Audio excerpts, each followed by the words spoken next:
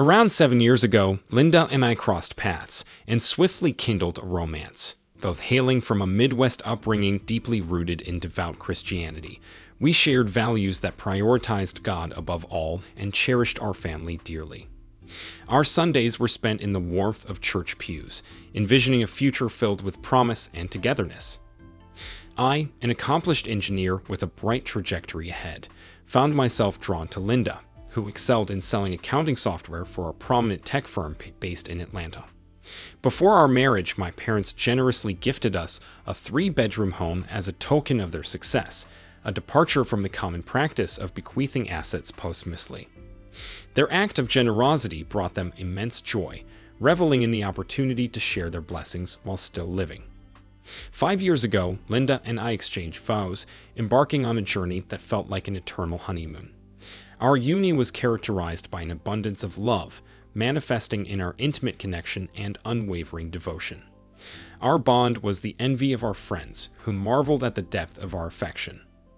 Blessings continued to abound as we welcomed 2 beautiful, identical twin girls with flowing blonde locks into our lives.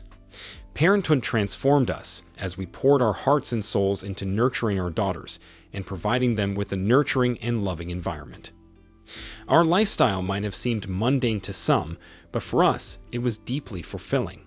Most evenings were spent dining at home, reserving Friday and Saturday nights for outings, and Sundays were dedicated to church. We didn't chase after the social scene or follow fleeting fashion trends. Instead, Linda preferred conservative attire both at work and home, reserving anything more alluring for our private moments together. Trust and openness formed the cornerstone of our relationship. We shared everything, creating a rock-solid foundation for our marriage.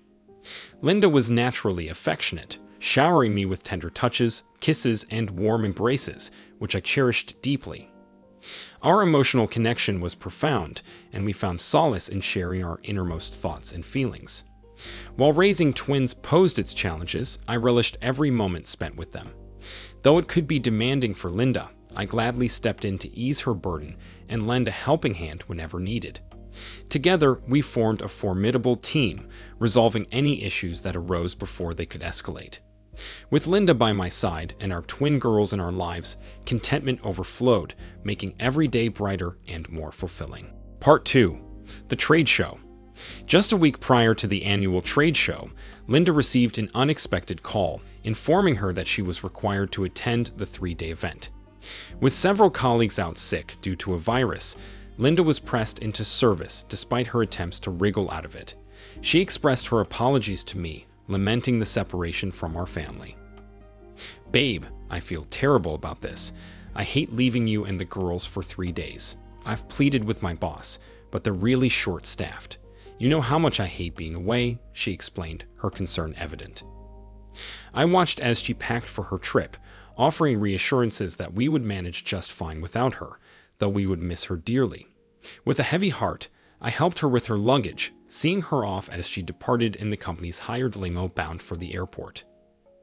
Ours was a marriage built on trust and transparency. I never had reason to doubt Linda's fidelity. She was the epitome of a devoted spouse.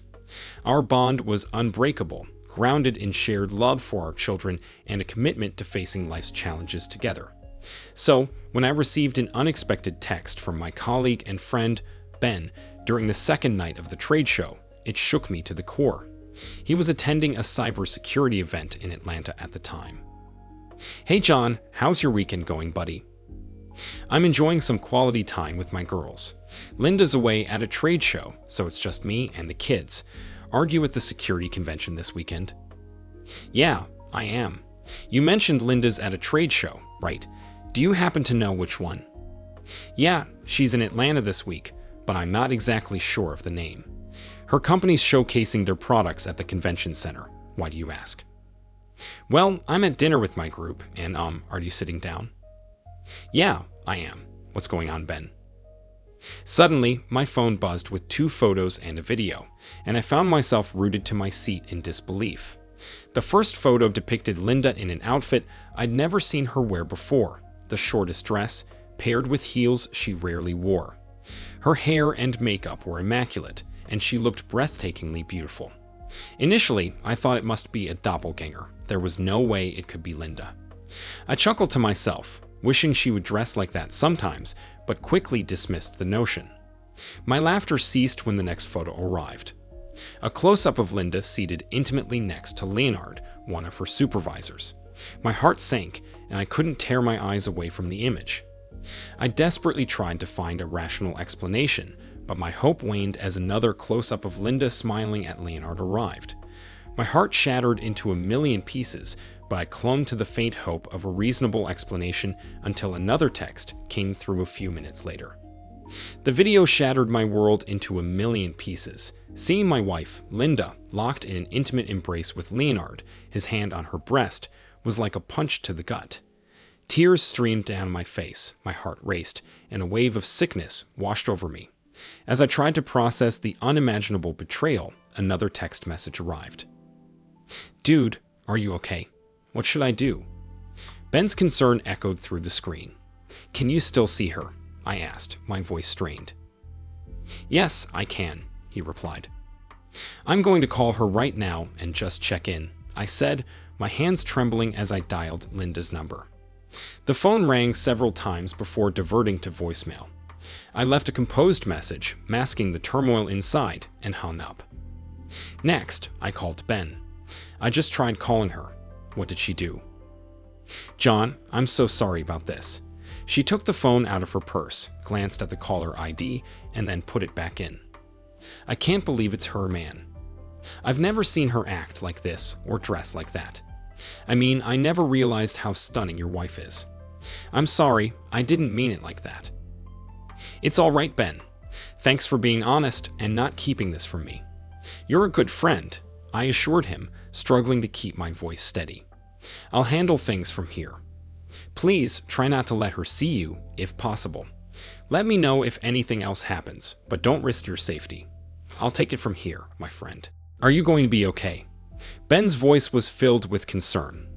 "No, I'm far from okay, but I know what I have to do. I'll take care of it. I'm still in shock, and it's going to take me some time to process everything, but I'll get there. Thanks again for being there for me." "You're welcome. I love you, man. I'm here for you." "Take care, Ben. Thanks again." I poured myself a stiff drink and sank into the darkness of the living room, grappling with the sudden collapse of my world in less than 20 minutes. I had been utterly clueless about any issues in our relationship. How long had this been going on? Had I been so oblivious that I failed to notice any signs? No, Linda had never given me any reason to doubt her. In fact, our relationship had felt stronger than ever over the past 6 months. Our intimacy had deepened, and our bond had grown stronger. None of this made any sense, and I struggled to comprehend it all. Over the next hour, Ben sent a few more photos and videos. Each one felt like a dagger to my heart. There was a video of them dancing intimately, his hand lingering on her backside, another of them locked in a passionate kiss on the dance floor, and a photo of them lost in each other's embrace, unaware of the world around them. It dawned on me that they must have been so consumed by their kiss that they hadn't even noticed the music had stopped. I knew our relationship had reached its breaking point, but there were still so many unanswered questions swirling in my mind. As an engineer and a natural problem solver, I slipped into analytical mode and spent the next few days devising a plan.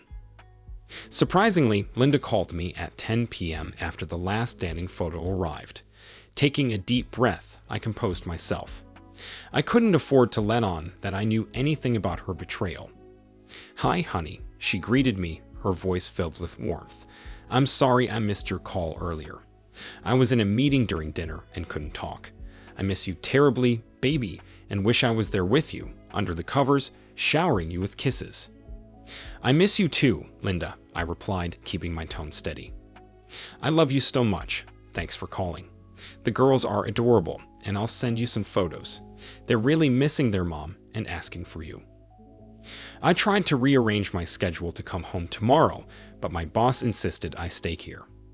"I hate being away from you, darling." "We'll celebrate when you get back," I assured her. "Are you finished for the night?" "Yes, I'm getting ready for bed and gearing up for another long day at work. I love you, baby, and I'll call you tomorrow." Good night, Linda.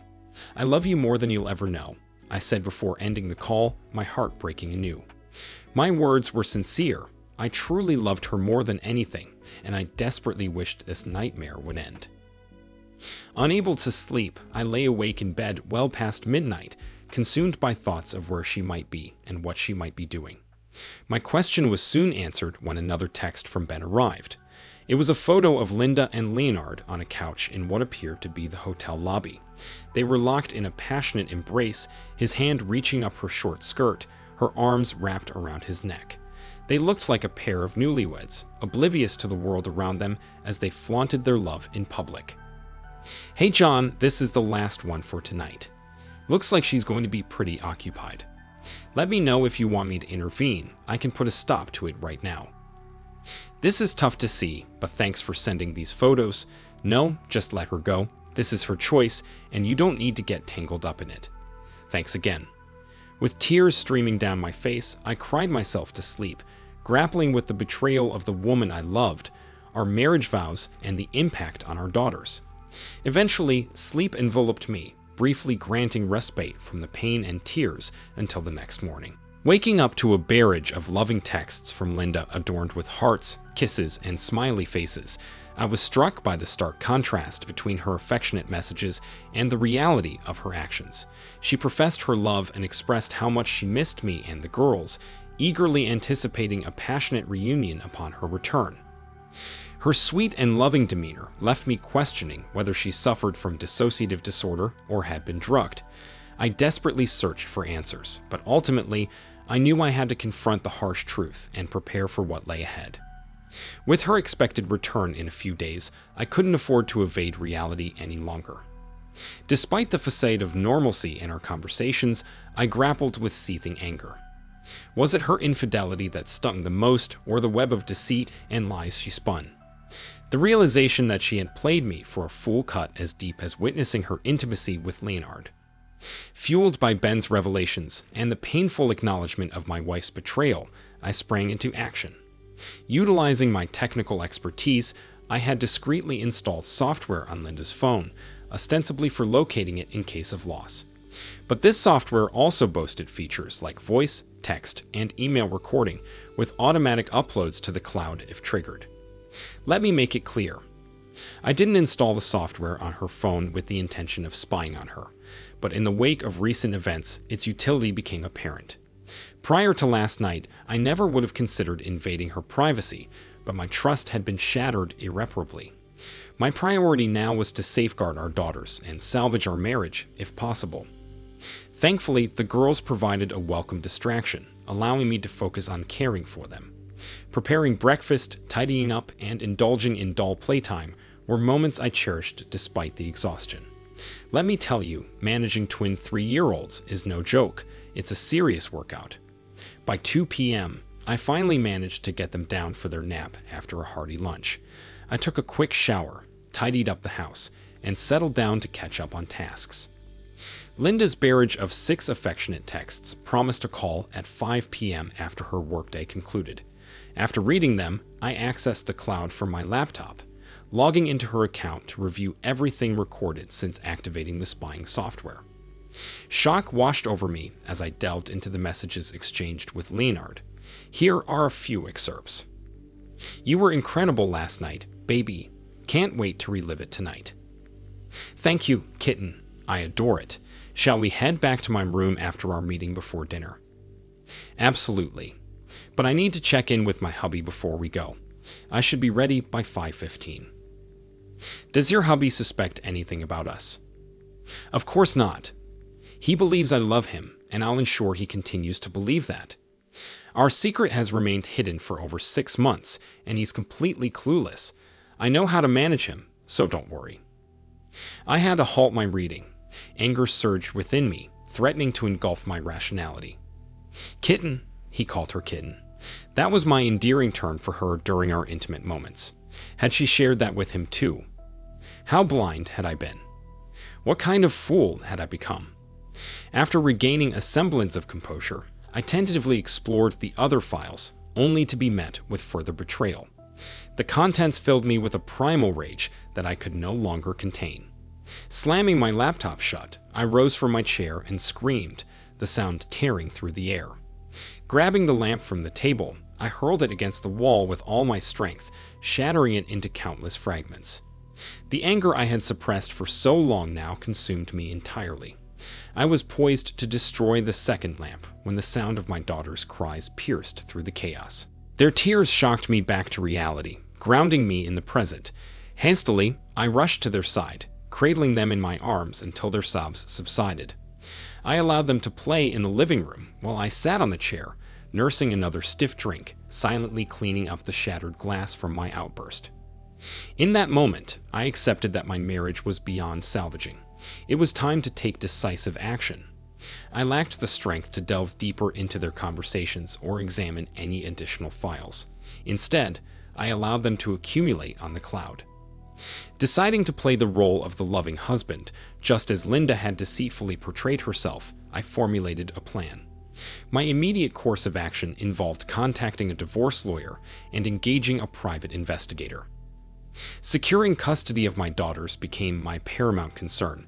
They were the sole reason I clung to sanity in this tumultuous ordeal. During the 5 p.m. phone call, "Hi, baby. How are the girls?" I inquired. "They miss their mommy," Linda responded softly. "Oh my goodness, they're all I can think about all day long, and you, of course. I can't wait to hold you in my arms when I get home. I'm going to give you the warmest kiss you've ever received," she declared with affection. Playing along, I replied, "Oh baby, I've been thinking about you all day and can't wait to hug my loving wife." "Soon, baby. We'll be together again," she reassured me. Somehow, I managed to maintain my composure, and the call lasted exactly 15 minutes. At 5:15, Linda bid me farewell, saying, "I love you, John. I need to go now. The bus back to the hotel is leaving, and I have to catch it. I'll text you later. I love you." Yet another easily uttered lie. She was undoubtedly skilled in deception. "I love you too, baby, more than you'll ever know," I responded, my voice masking the bitterness and resentment that now engulfed me. The pain of her lies and infidelity had been replaced by a seething contempt, boiling anger, and a thirst for revenge. It was time to bring this woman to her knees and make her pay for her deceit. Despite my overwhelming love for her, this was the hardest decision I'd ever had to make. Part 3. Returning home. I picked her up at the airport, and as she threw her arms around me, delivering the promised kiss, I couldn't help but wonder whether she was an exceptional actress or genuinely loved me that much. Her behavior continued to baffle me. She spent an hour with the girls, reveling in their company. That night in bed, she showered me with affection, repeatedly expressing how much she missed me and the girls, lamenting her time away from us. She claimed that all she could think about was being together like this, holding each other in bed. Her tenderness and love were a stark contrast to the woman I had seen at the convention. In return, I reciprocated her affection, cherishing these moments with her. It was almost surreal, and part of me wished it could be genuine, as this was how I envisioned spending my life with her. Yet deep down, I knew it was all a facade, destined to crumble soon. I kept my newfound knowledge to myself, lavishing her with love and fulfilling her desires every night. To an outsider, our relationship would seem flawless, the envy of all. This charade continued for 3 months, during which I remained vigilant for any signs of infidelity. Yet there was nothing to suggest wrongdoing. She returned home from work at the same time every night, no suspicious phone calls or texts. At times I even entertained the thought that perhaps I had been mistaken and everything would eventually work out. Then I received a call from Mr. Howard, the private investigator, and arranged to meet him the following afternoon. Driving downtown to their office, I was ushered into their conference room. "Good afternoon, John. It's good to see you again," Mr. Howard greeted me. "Likewise, Mr. Howard," I replied, steeling myself for what was to come. "John, I wish I had better news, but unfortunately, I have to deliver some bad news. Are you prepared to see what we've discovered?" I sighed, steeling myself for what lay ahead. I had hoped for the best, but deep down, I knew the truth about Linda and Leonard. Mr. Howard placed a thick 3-ring leather binder on the table before me, filled with meticulously organized sections marked by tabs. text messages, voice transcripts, video links, phone call transcripts, and photos. Mr. Howard, before we delve into this, I must express my confusion. Over the past 3 months, I've kept a close eye on Linda's movements and schedule, and there hasn't been a single deviation. She has been the epitome of the perfect wife and lover, and none of this adds up. I confessed, my voice tinged with frustration.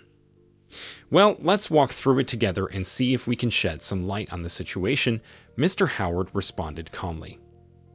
Unable to bear the weight of my own suspicions any longer, I had refrained from accessing the cloud files, clinging to the hope for a better outcome. Unfortunately, hope seemed increasingly futile.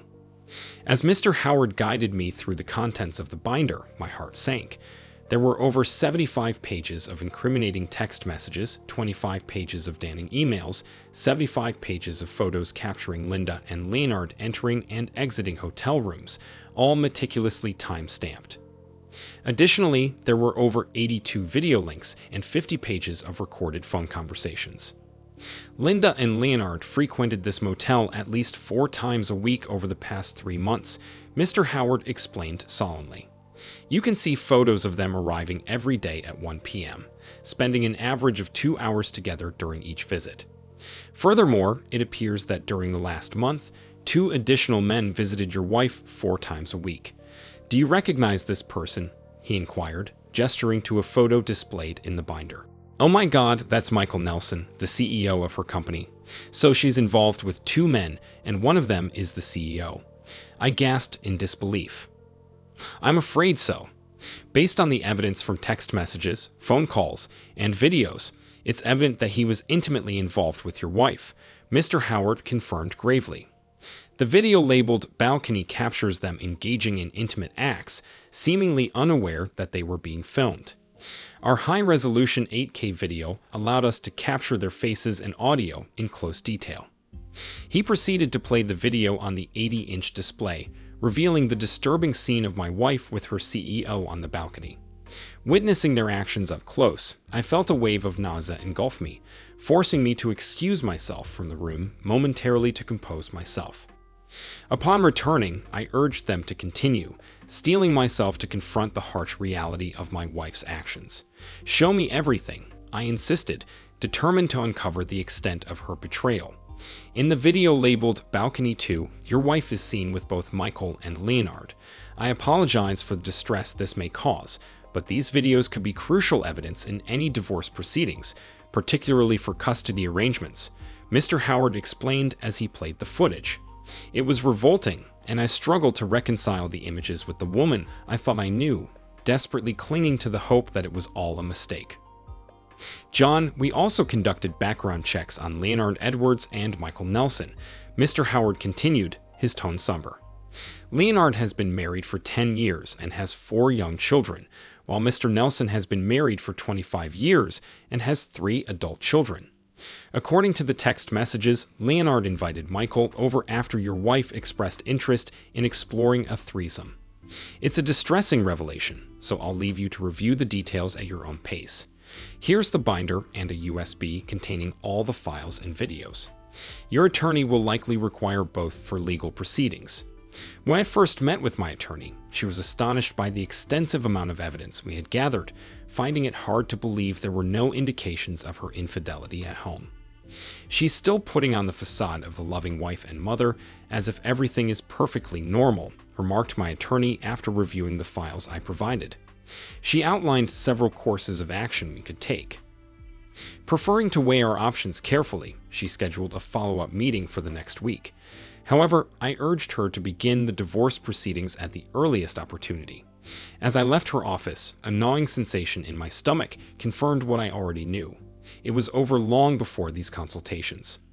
Watching those videos extinguished any lingering hope of reconciliation. I found myself asking, who is this woman? Later that evening, after putting our daughters to bed, we settled on the couch to watch a film I'd selected on Netflix called Unfaithful. I've heard good things about this movie. Let's see if it lives up to the hype, I suggested, pressing play. Given the film's theme of marital infidelity, I saw an opportunity to broach a sensitive topic. During the movie, I casually mentioned to Linda that a coworker had been showing interest in me over the past few months. Can you imagine me with someone else? I chuckled. Her response was unexpected. With narrowed eyes, she warned, "If I catch you even thinking about being with her, I'll make you regret it. You belong to me and no one else." Her tone was deadly serious, leaving no room for misunderstanding. Despite my attempts to keep the conversation lighthearted, she remained resolute, adamant that she wouldn't tolerate any form of betrayal. It was difficult to reconcile her vehement reaction with her own actions. "That really bothers me, John. Why didn't you tell me about her sooner? What's her name?" she pressed. "Linda, calm down. She's just an intern, a young girl who likes to flirt. I ignore her completely. But what about you? You're the most attractive woman in your office. Surely someone there flirts with you," I countered. "Of course not. They all know I'm married and that I would never cheat on you," she asserted defensively. "So, in our entire marriage, you've never thought about being with another guy or did anything? I mean, even a friendly kiss. You've never cheated on me, baby." I cautiously broached the subject. Now she was really pissed. "Are you kidding me? Did you really just ask me that? I constantly tell you how much I love you, I'm always with you, and I could never think of being with another man." "You're an ass. I can't believe you asked me that," she retorted, her anger palpable. I apologized and agreed with her, attempting to diffuse the tension as we continued to watch the movie. I couldn't help but marvel at her acting skills. She was so convincing that for a moment, even I doubted myself. No wonder she excelled in her job, I mused silently. As things settled down, she snuggled back into my shoulder, and I seized the moment. I retrieved my phone, opened my text application, and selected the photo of Linda and Leonard hissing on the dance floor with his hand on her ass. I was engrossed in it when she noticed my distraction. "What are you doing, John? Why aren't you watching the movie?" she asked, her voice tinged with suspicion. "Because what I'm looking at is more realistic," I replied cryptically. "What are you talking about?" she inquired, her curiosity piqued. I muted the movie and showed her the photo. She froze, attempting to formulate a response, but no words came out. I continued to gaze at the photo, breaking the tense silence. "Wow, what a kiss you're giving Leonard." "I can explain. Where did you get that photo?" she stammered, her composure slipping. "When you were at dinner with your friend, Ben Brown, he was at the same restaurant and saw you with that guy. He texted me to confirm if it was really you or a perfect lookalike. Well, it was you, and he sent this over. Also, I must say you look very attractive in that dress. I've never seen you in a dress so short or revealing. I guess you wanted to impress your friend. But go ahead, explain," I said, placing the phone back on my lap. "Baby, we had one dance, and he had been drinking. When the song ended, he grabbed me and kissed me. What you don't see is right after that, I slapped him and made quite a scene. I would never let that happen. I did buy that dress for the business dinner, but I didn't realize how revealing it was until now. I'm so sorry," she offered, her voice trembling with remorse. "Oh, I get it. That can happen. And that was the only time that happened?" I asked, attempting to maintain a calm demeanor. "Yes, baby, and he'll never do that again," she reassured me, her confidence faltering. As the movie continued, I reclined back, quietly observing Linda's anxious demeanor. After a few minutes, I retrieved my phone and opened the video of them on the couch, Leonard's hand discreetly exploring under her skirt. I noticed her expression shift to one of apprehension. "What are you looking at now?" she inquired, her voice trembling. "Remember that night when you called me and said you had a long day and you were back in your room and going to sleep?" I began, knowing the gravity of the situation. "Yes," she whispered, her voice barely audible. "It's funny because I got another text from Ben 2 hours after your call, and this time it was a video. Want to see?" I said, hitting the play button, revealing the compromising footage of her and Leonard kissing intimately. "I can't wait to hear this explanation," I remarked with a wry smile. My anger had dissipated, replaced by a mixture of contempt and amusement at her reactions. "Oh my God. John, I'm so sorry. After we spoke on the phone, Leonard called and said we had to discuss an issue with one of the accounts that we were meeting in the morning. He asked me to come down to the lobby to prepare for the meeting. I can barely remember this video because I had several drinks and got a little drunk.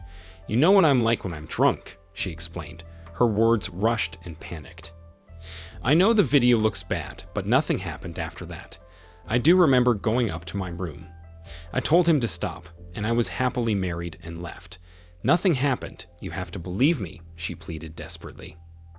That's part of the problem, kitten, I interjected, deliberately emphasizing the name. I noticed her reaction, a blink of surprise, and continued. The problem is that I always believed you, but you've lied to me twice in the last 20 minutes about some serious shit. Can you see this from my side? I'm alone by myself, and the love of my wife is kissy face with her boss in 2 photos, wearing the sluttiest outfit she's ever worn. How do you think I feel, baby? John, I love you.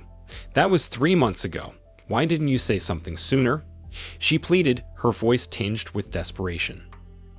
To be honest, I wanted to see if you would tell me yourself. I wanted to see if my wife was honest and transparent, as we've always been with each other.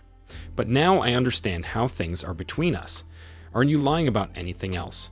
Are you having an affair with him? Do you love him? I asked, confronting the uncomfortable truth head-on. I found myself toying with her emotions, relishing her confusion and the performance she put on. She began sobbing, reiterating her love for me. Linda, please stop telling me that you love me so much. I'm sure you do, and I still love you too, but that doesn't change the reality of these photos. I need to understand why, and if there's anything else you're not being honest about, I said, discreetly activating the voice recorder on my phone. John, listen to me. Nothing happened. Yes, I guess I kissed him like you saw, but that was it, and each time I told him to stop. I'm not sure what Ben saw or told you, but you have to believe me, she pleaded. Okay, stop crying, baby. I believe you. However, I'm puzzled by how you were dressed. You never wear anything like that for me, and you never do your hair and makeup like that either. Were you doing it for him? You didn't answer my question. Do you love him? Do you want to leave me for him, Linda? Please, I need to know the truth, I pressed, my tone unwavering. Her sobs resumed. No, John, I only love you. I never want to lose you. Nothing happened, and I don't know why I dressed like that. It's so unlike me. Maybe it was because all the other women dressed that way, and I wanted to look as good. I don't know, I was a little insecure, I guess. I suppose I can understand that, and it makes sense. But why didn't you tell me about Leonard and your intimacy? I inquired. Since nothing really happened, and I put a stop to it, I didn't want to upset you. He's my boss, and I couldn't afford to lose my job if anything happened. If something did happen, I would have told you right away. You know that, she explained. I kissed her and held her gently as she cried. That night marked just the beginning of a month-long scheme of revenge. As we made love, I couldn't help but feel detached, envisioning myself not as her husband, but as one of her partners. Her performances were Oscar-worthy, but I had grown indifferent to her theatrics. Night after night, she poured out her declarations of undying love, each one more convincing than the last. I found myself merely spectating, detached from the emotional turmoil she was trying to stir. The following morning, I couldn't resist checking the cloud for any correspondence between her and Leonard, and true to form, there it was. Oh my God! Someone took photos of us at the convention and sent them to John. His friend was at the restaurant and saw me without John. I'm not sure if he knows, but the video showed us kissing while sitting on the couch in the lobby. Holy shit. Now that you mention it, I remember some guy with a phone across from us watching, but I didn't think anything of it. What did John do? Nothing. I convinced him nothing had happened, and I stopped you. He has no clue that I spent the night in your room. I'll convince him it was the alcohol and make it up to him. He's easy to convince. Be careful, babe. We're on for tomorrow. I'll meet you there at 1 p.m. as usual. I can't wait. It's been too long. Love you, baby. Love you too, kitten. That was the last message, leaving me sitting in silence, processing the betrayal. Yes, I had been the world's biggest fool, but vengeance was a dish best served cold, and I was relishing every moment. I took my time, reveling in Linda's elaborate charade, curious to see how many more lies she would spin. First order of business: financial security. I discreetly rearranged our funds, closing accounts, and consolidating assets. I left the main Visa card active, but with a measly $2,500 limit, a precautionary measure to curb any potential financial recklessness on her part. Linda, oblivious to my mounting resentment, never suspected a thing. I consulted with the attorney, ensuring that since the house was mine prior to our marriage, I had every right to remain there once she was served. And then there was the piece de resistance, the infamous email, meticulously crafted with incriminating videos, damning text messages, and compromising photos, ready to be unleashed upon her unsuspecting friends, family, and colleagues. I decided to extend my revenge beyond just my personal sphere. With the help of my private investigator, I replicated the thick 3-ring binders filled with evidence for both Mrs. Nelson and Mrs. Edwards, the wives of Leonard and Michael respectively. I intended to share my agony with them, sending these packages out simultaneously with the serving of legal notices and filing of cases. My attorney and I devised a strategy to pursue public civil suits against Leonard, Linda's boss, and Michael, the CEO of the tech company. Given the prominence of the company on the East Coast, the involvement of its CEO promised significant legal leverage. We aimed to propose a settlement before going public with allegations of sexual harassment by executives. In parallel, we collaborated with child services attorneys to secure full custody of our children, meticulously preparing the required paperwork and compiling a comprehensive investigation binder. Despite the turmoil brewing beneath the surface, our daily routine with the kids remained seemingly normal. We shared meals, engaged in family activities, all while tiptoeing around the unspoken tension. My deliberate silence regarding the damning evidence must have been maddening for Linda, leaving her in suspense about my thoughts. I decided to inject a bit of amusement into the situation by posing some pointed questions. So Linda, has your boss made any advances since the convention? Anything you want to share? I already knew from her exchanges with Leonard that their illicit rendezvous continued unabated at the hotel. It was intriguing to observe how effortlessly she lied, and I found myself becoming adept at predicting her responses. With a composed demeanor, she replied, "No, nothing of the sort. It's strange, really. We both maintain a professional demeanor, as if nothing ever transpired between us. And truthfully, nothing substantial did. He's been entirely focused on work, and our interactions have been strictly business due to our busy schedules." Part 4. Papers served. That afternoon, the sheriff made an unexpected appearance at the offices of Tricom International, demanding to see Mr. Nelson. Shortly after, Sheriff Clark entered Nelson's office and handed him an envelope. "Mr. Nelson, you've been served." Alone in his expansive office, Nelson felt a wave of fear wash over him as he read the contents of the envelope repeatedly. Without hesitation, he instructed his secretary to summon Michael to his office. Meanwhile, Michael had just been served with his own complaint by the same sheriff. Rushing to Nelson's office, they both stood there, stunned and bewildered. "What the hell happened, Michael?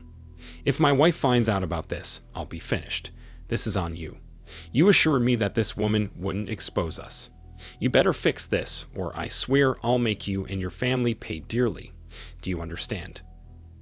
Nelson was known as a formidable figure, a shrewd individual who had clawed his way to the top of the company. He wasn't about to let a scandal involving this woman jeopardize everything he had built.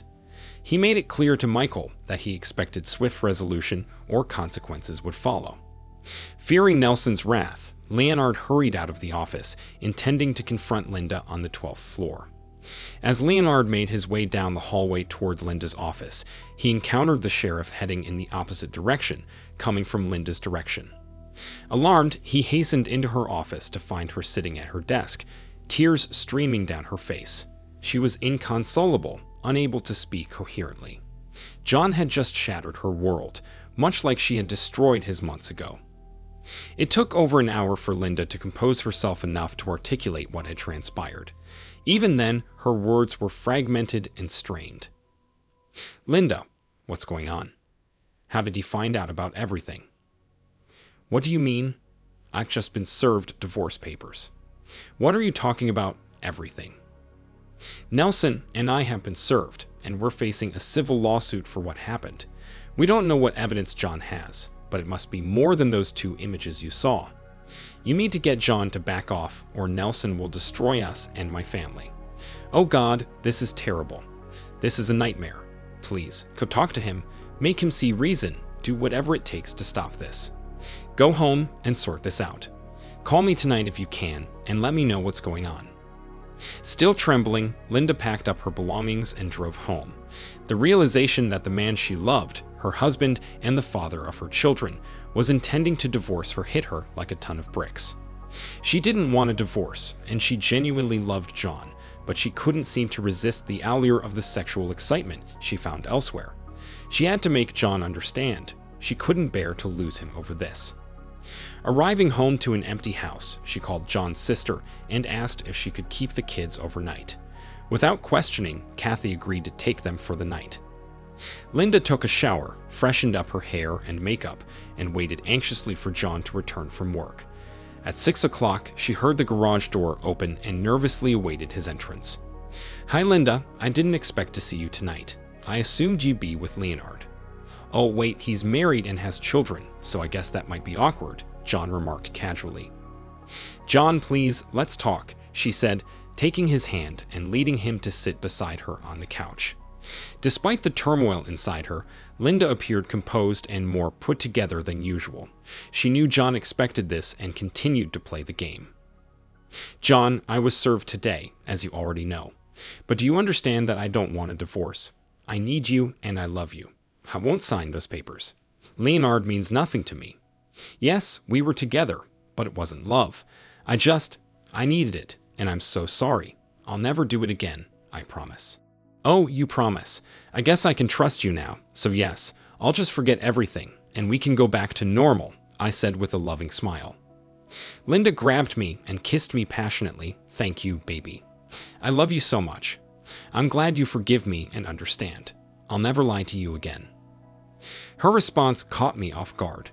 I was certain she sensed my sarcasm. I recoiled and pushed her away. You're out of your mind, woman. I can never trust you again. After all your lies and deceit, I have nothing left.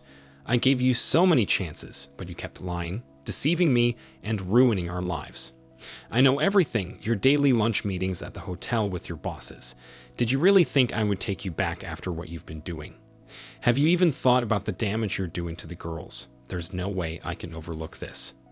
But you have to. And why are you going after Nelson and Leonard? Well, your buddies are also the manager and CEO of a multi-billion-dollar company. After I dump your ass, I'll need money to support the girls properly. And since they are partly responsible for destroying our marriage and my life, I am going to bring them down as well. I intend to destroy their family, hurt them financially, and ruin them.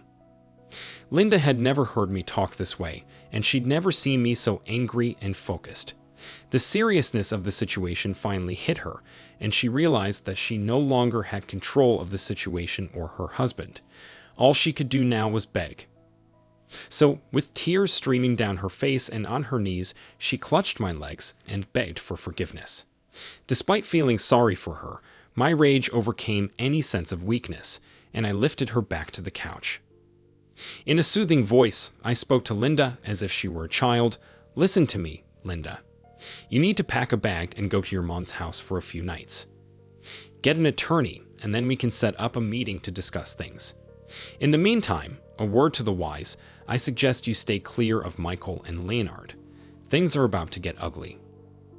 Later that night, at her mom's house, Linda explained that she and John had a small argument, and she needed to stay with her for a few days. At 11 p.m., she dialed Leonard's cell. Leonard quickly added Michael into a three-way call. Michael, are you there? Leonard, Linda, are you there? Yes, we're here, they both responded. Nelson initiated the conversation, so, Linda, did you get him to back off on the lawsuits and the divorce? No, in fact, he kicked me out and warned me to watch out because it's going to get ugly, Linda replied tearfully. Nelson exploded, Jesus Christ, Leonard, what have you done? I swear I will have you and Leonard killed if my family finds out about this. I don't care what you do, but make this go away. Linda sobbed. There's nothing I can do. He's out of control and won't listen to anything I say. He's not even taking my calls or answering my texts. Nelson directed, Leonard, you need to fix this. Set up a meeting with John, have him meet us somewhere, a bar, loud, and the noisier the better. Linda, you will be there as well, and you will ask him to back off the lawsuit in front of us. If he says no, then Leonard and I will explain how unhealthy it would be for him and his family if he doesn't back off. I have people on retainer to fix things like this, and I won't hesitate to use them to save this from becoming a complete shit show. Leonard, you understand what you need to do. Yes, Mr. Nelson. Linda, you know what you have to do, right? Yes, Mr. Nelson. Get it done and make it happen tomorrow afternoon. We don't have any time to waste. Get a meet tomorrow. Nelson abruptly ended the call. Linda and Leonard hung up a few minutes later, contemplating the situation. That night, when John listened to the call, he wasn't surprised by their desperation and put his own plan together. As expected, the next morning Leonard called John and requested a meeting to discuss a settlement. He suggested meeting at the yard house at 6 p.m. that evening. John agreed and was at his private investigator's office at 4 p.m., getting wired up for the meeting with Leonard. They were using the latest technology with noise-canceling technology to focus on voice frequency to get clear audio, even in a noisy setting. The PI would also be there to film the meeting as a backup to the event. John walked in at 6:15, purposely keeping them waiting and giving his private investigator time to set up the video camera discreetly. Spotting Linda among them, he strode over to the group. Linda, surprised to see you here with your partners in crime. I guess that clarifies where your loyalties lie. Gentlemen, what's the agenda? Why the rendezvous? Nelson stepped forward. John, I'm Michael Nelson, and I initiated this meeting. Ah, so you're Nelson. You look quite different in person. Those videos really don't capture your essence. Can't say it's a pleasure to meet you, John retorted. Understandable given the circumstances. This is Leonard Edwards, Nelson introduced. Ah, Leonard, the man who had an affair with my unfaithful wife and shattered my marriage. Can't say it's a pleasure to meet you either, John replied sharply. Nelson continued, I don't blame you for your anger. If I were in your shoes, I'm not sure how I'd react, but we need to discuss this. Go on, then. What's on your mind? John said, maintaining his composure. We're asking you to drop the lawsuits against me, Leonard, and the company, Nelson proposed. John chuckled. Is that all? No, I can't do that. Someone has to be held accountable for tearing apart the most crucial aspects of my life. Turning to Linda, he added, the woman I loved and the mother of my children. I can't fathom a future with her after what she's done. Linda began to weep, realizing the gravity of her actions. What do you want in exchange for dropping the cases and reconciling with Linda? Nelson inquired. Firstly, no amount of money could ever compensate for the betrayal I've endured, but here are my terms. I demand a $5 million settlement and a meeting with both your wives and Linda, where you confess everything you've done. If you agree to these conditions, I'll consider dropping the cases, John stated firmly. Damn it, John. I'll offer $100,000, and you must sign a non-disclosure agreement to keep this quiet. My family can't be exposed to this, and if they find out, I'll make sure you disappear. Linda provided us with all the details of your daily routine, making it easy to erase you from the picture. Let's try again, Nelson threatened in a low tone. John's smile widened as he calmly took a sip of his drink, leaving Nelson visibly shocked. Well, I could reduce the amount to $4 million, but your families must be informed of your actions, he stated firmly. Nelson was dumbfounded. John, you're sealing your own fate here. Think about it. Drop the charges and reconcile with Linda. It was just an affair. We can move past this, he pleaded. Ignoring Nelson's pleas, John swiftly retrieved his phone. With deft fingers, he sent 2 texts and then composed an email, sending it off without hesitation. In an instant, all the incriminating evidence, videos, images, texts, and messages where Anne wrote to Linda's entire circle: friends, family, and colleagues.